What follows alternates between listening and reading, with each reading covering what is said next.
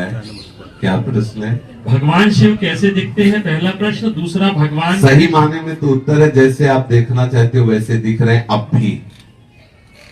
शिव पुराण में लिखा हुआ है, भगवान शिव स्वयं कहते हैं कि मैं समस्त पुरुष रूप हूं और हे भगवती तुम समस्त स्त्री रूप हो, क्योंकि मेरा और तुम्हारा चिन्ह पूरी सृष्टि में, हम शिव पुराण के अंतर्गत कह रहे हैं, जितने भी पुरुष हैं सब शिव स्वरूप हैं और जितनी भी स्त्रियां हो सब नारी स्वरूप हैं। अब आप किस स्वरूप में महादेव जी को देखना चाहते हैं? सर्व रूप में या रुद्र रूप में या शांत रूप में? किस रूप में? जाती रही भावना जैसी प्रभु मूरत देखी। प्रभु कैसे? तुम्हारी भावना जैसी वैसे।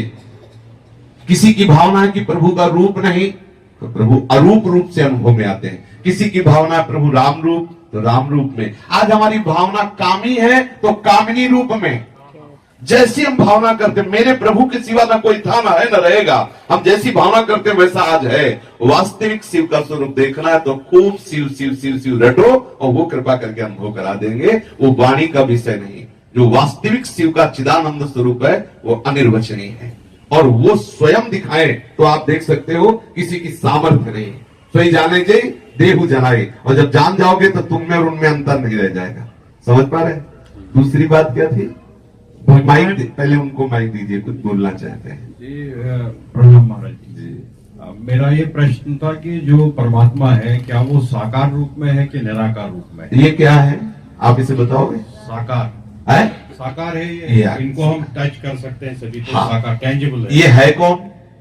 मानव। मानव आया कहां से? मानव तो मतलब इतने में समझो, कृति माने रचना। जी जी। ये सब रचना है ना, तो कोई रचनाकार है ना, है तो इतना मान गए ना। जी जी। कृति माने रचना, प्रकृति, जितना भी जो कुछ है वो एक रचना है। इसका रचनाकार कोई है।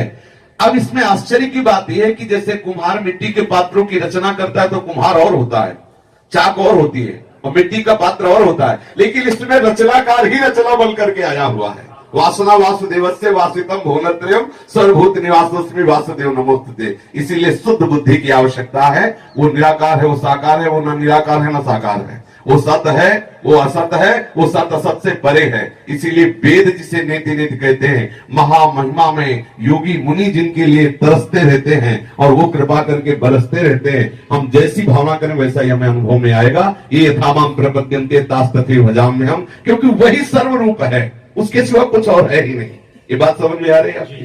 जी आगे जी महाराज जी, जैसे हम ध्यान लगाते हैं तो ध्यान लगाने के टाइम में हम क्या ये कल्पना है, जैसे हम कल्पना करते हैं कि हमारे भगवान शिव के हाथ में त्रिशूल है, जटाओं से गंगा बहती है और यहाँ पर चंद्रमा है, तो क्या ये हमारी कल्पना है, किसी व्यक्ति की कल्पना रही होगी कि इस तरीके से भगवान? अब इसमें थोड़ा सुधार कीजिए। लौकिक दृश्य को लाने के लिए कल्पना शब्द का प्रयोग किया जाता है और परमार्थिक के लिए भावना का किया जाता है। भावना पवित्र होती है और कल्पना झूठी होती है। कल्पना में हम एक कल्पना कर रहे हैं, वो है नहीं, और भावना में सत्य है, वो है जो आप चिंतन कर रहे हो, ये है। संसार का जो दृश्य है ये कल्पना कहा जा सकता है, लेकिन प्रभु का जो स्वरूप है वो भावना किया जाए। आप जैसी भावना करोगे वैसा अनुभव आएगा। ये किसी कवि की कल्पना नहीं कि वो त्रिशूल लिए हैं, उनके माथे पे गंगा है, वो है। आप अनुभव करो तो आपको दिखाई देंगे। और जिन्होंने प्यार किया है उनसे, तो जैसे अम्मा बप्पा प्यार करते हैं ना, अम्मा बप्पा समझते हैं ना, गांव की भाषा में क्या जाती है, ऐसे प्यार करते हैं भगवान शिव और पार्वती। आज भी वैसे ही प्यार करते हैं। कभी कभी कोई ऐसी बात आई तो दिखाई देता है कि अम्मा बप्पा आ गए और उनका दुलार बरसने लगता है। वो है, उनकी भावना करो, कल्पना नहीं।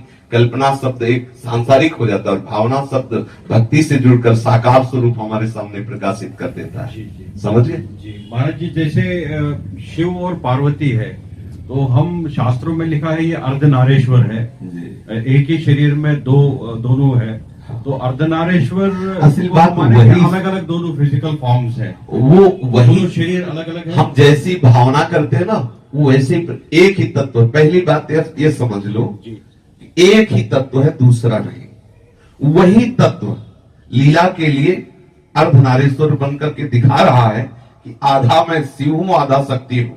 फिर वही अलग अलग होके दिखा रहा है, देखो ये मेरा पूरा शिव रूप है, ये मेरा पूरा शक्ति रूप है। फिर वही चराचर रूप में होके दिखा रहा है, ये देखो मेरा वैभव है कि मैं ही चराचर के रूप में व्याप्त हूं। और ये जो बात जान जाता है वो मुक्त हो जाता है, जो ये नहीं जान पाता वो बंधा रहता है, राग द्वेष और द्वंद्वों में जन्म मरण आदि नाना प्रकार के क्लेशों को भोगता रहता है। समझ पा रहे हैं आप? जी जी महाराज। भगवान कृष्ण, शिव, विष्णु, राम कौन है? एक ही है। नाटक मंच पे नौटंकी के नाटक में एक ही कलाकार पहले राजा बन के आता है, फिर जोकर बन के आता है, वही सेवक बन के आता है, वही नाना प्रकार। गोपाल शास्त्र नाम में एक भगवान का नाम है जगन्नाटक वही भवा। ये जो बड़ा आश्चर्य है, वही दुष्टात्मा बनता, वही महात्मा बनता, वही स्त्री बनता, वही पुरुष बनता, और नाटक मंच स्वयं है, और नाट्यकर्ता भी स्वयं है, और नाटक का निर्देशक भी स्वयं, पूरा का पूरा एक ही वही पिता, वही पुत्र, वही पौत्र, वही सार। और यह रहस्य रघुनाथ कर बेग ले जाने कोई, और जो जाने रघुपति कृपा तो सपने मोह न होए। यही ब्रह्म ऋषि महात्मा जन जान गए तो जीवन मुक्त हो गए, और संसारी यही नहीं जान पाते तो लाठी चलाते, मेरे भगवान बड़े तुम्हारे भगवान छोटे, चल रही लाठी। भगवान तो क्या, खोपड़ी फूट रही, छोटे बड़े अस्पतालों में गारी गुत्ताल और निंदा स्तुति। प्रभु एक सम स्वरूप सर्वात्म भाव से सब जगह विराजमान है, वही राम है, वही कृष्ण है, वही शिव है। ये तो बहुत बड़ी बात हो गई। वही दुष्टात्मा है, वही महात्मा है। विद्या विनय संपन्ने ब्राह्मणे गविहस्तनी सुनीच सुपाके चा पंडिता समदर्शिना।